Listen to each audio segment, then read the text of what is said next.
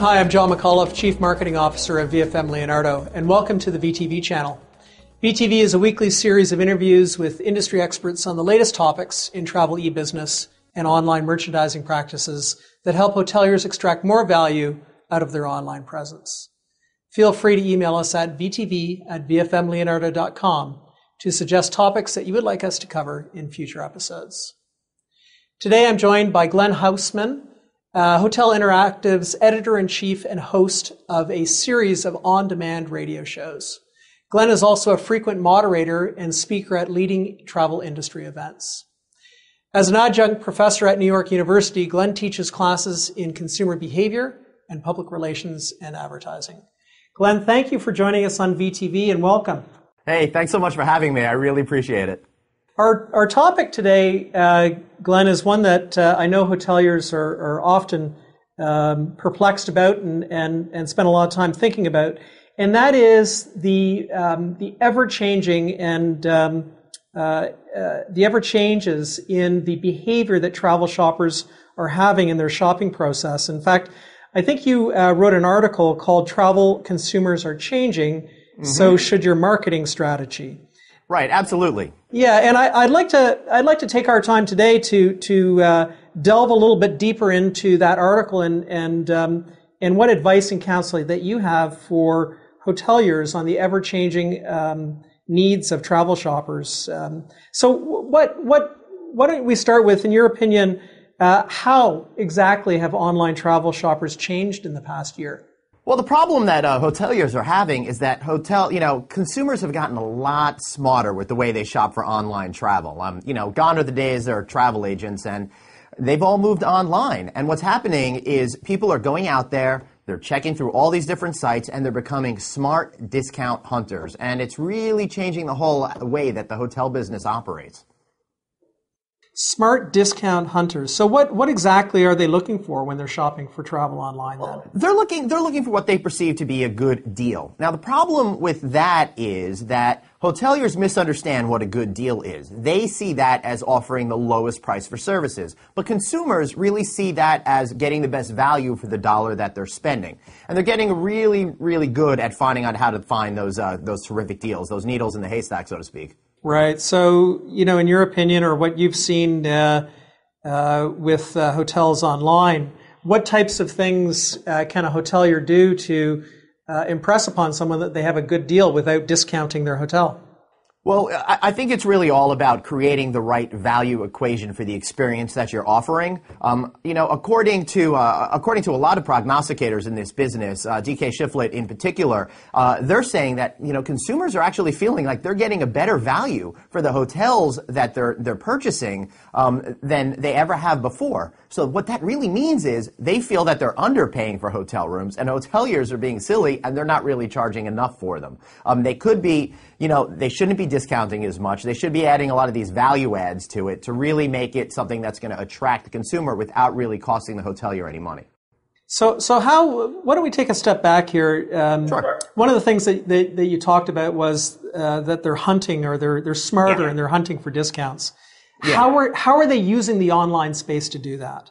Well, they're using the online space to do that because a lot of these travel sites that are out there, not just branded hotel sites and not just online travel agencies, but a whole new group of sites are coming out there that are aiding consumers in finding what the best deal is. There are so-called membership sites, sites like Sneakaway and JetSetter.com, where you actually get to be part of a club, almost like a Costco for travel, and you're really able to start getting deals that penetrate even deeper than we've ever seen before. Right. And the consumers are just flocking to these things. It's absolutely unbelievable how quickly the landscape has changed. Brands are not as important anymore, it seems, and it seems to be more about the price-value equation for a particular experience. Right. Certainly all travel shoppers are not created equal, but there's a growing population of people that are becoming almost brand agnostic, and as such, are using a lot of other channels to do their treasure hunt, if you will. How exactly? I mean, we've heard about these new types of sites like Sneakaway and JetSetter. How are consumers actually using those sites? Well, It's still relatively new, so it's still getting all sussed out, kind of like, how social media has taken a while for people to figure out. But what consumers are doing is they're getting on these emailing lists, these clubs, so to speak, and they're getting a lot of offers that they could really jump on. For example, some companies are starting to take the group gone kind of a scenario. If a certain amount of people sign up for a deal, then that deal becomes active, and you can go ahead and have that vacation at a much lower cost than you probably would anywhere else. Right. And again, this is that whole balance between price and value. Yep. But what kind of things, if I were a hotelier, can I do to impress upon the consumer that I have good value without bringing my price down? Yeah, absolutely. I think the first thing that hoteliers have to do is get a little bit of confidence in there. They've been beaten down so badly over the last few years, they don't even understand that they're undercharging for rooms right now. So that's the baseline that they can do. Just start knocking up the rate $2-3 at a time, and I think that is really the initial step that you have to take. Secondly, after that, you have to really try to market the complete value of the experience that you're giving to the person that's staying in your hotel.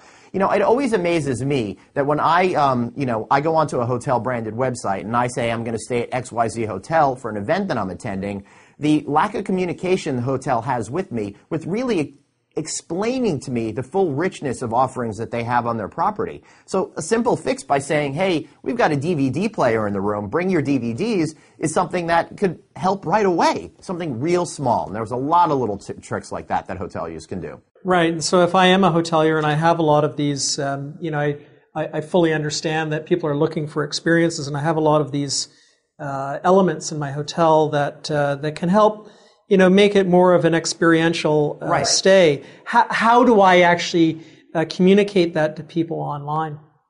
You really should be able to say what all your full breadth of services and offerings are at your hotel. Most hoteliers are so fixated on trying to market a specific room for the best price with shoddy photography or not really an explanation of the amenities and services that their hotel has, that they're not even able to engage the consumer in the proper dialogue and set the expectations at the correct level. So right. It's really going back to some very simple, basic things that hoteliers have just simply ignored over the last 10 years as consumers have become a lot more sophisticated. Right, and of course, delivering that type of experience on my own website is a lot easier than propagating it across thousands of other sites, whether those are OTAs in a transactional nature or these new types of websites that you're talking about, like Sneakaway or even the brand site that I may be part of. What kinds of things can I do to help extol that experience through those sites as well? Well, I think that what you really need to do is you need to start getting into the mindset as an owner of developing overall packages. You know how the airlines, it's funny, they're breaking apart all of their services. I think the hotels really need to start bundling a lot of their services and fully explaining what that's all about. For example, this is why you're seeing all-inclusive resorts really start to take off and get a lot more popular, because people want to know what they're going to pay for their vacation before they actually leave on vacation. So if you're a hotelier with a full-service hotel, one of the best things to do is start including certain meals in the equation, not just the free breakfast that you've been giving away, but a lunch, a dinner. What about activities that you have on the property? Your health club, for example. A lot of hoteliers are starting to charge extra for that. Forget that. Bundle it in. Start thinking about all of the things that you have on site that's not really going to cost you a lot of money for your guests to utilize, and then start making sure that the guest really understands that those are the things that are there. Now, if you want to create a great experience, you got to start thinking a little bit more non-traditionally. If you're a full-service hotel, why not partner with a local chef, for example, in the neighborhood, and start to create packages where the guests could come in, for example, and go with that chef to go to some farmers markets, pick out ingredients, go back to the hotel with the chef, learn how to cook up those ingredients, and then enjoy a meal with the chef after having shopped and cooked it. Those are the types of things that are going to protect you from playing against rate. Right. Certainly it would be hard to compare yourself or have a shopper compare you against another hotel if you have a unique package like that. Right. And that's one of the things with hotels. It's the intangible stuff that people really will respond to. We're so used to, dealing with numbers and how much we're selling this particular room for and how much can we sell our internet for, that you're not really looking at how the hotel is actually experienced by that guest. And that's silly. We got to start thinking like guests and stop thinking like hoteliers. Right. Does any particular hotel come to mind that's doing a good job, in your opinion, on actually promoting that experience at the shopping stages? Yeah, I think Morgan's Hotel Group has done a great job, for example, at creating a website that really communicates to the customer what type of experience they're going to have once they arrive at one of their hotels.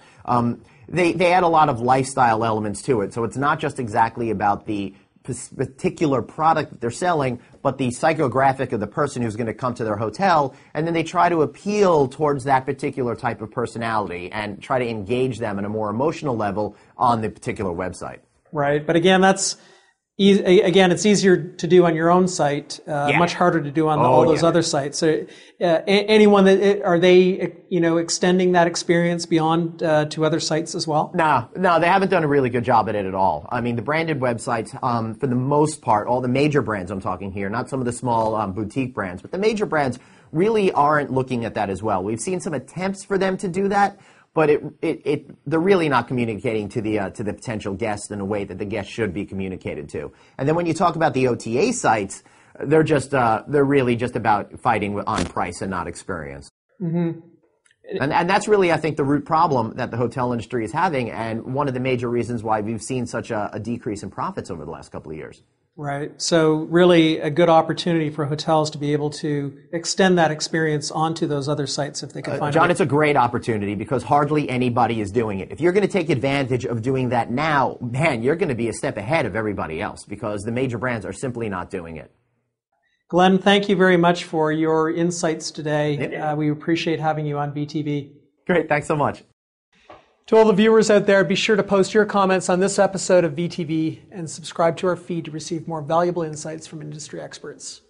If you'd like to suggest topics that you would like us to cover in future episodes, feel free to email us at vtv@vfmleonardo.com with your suggestions.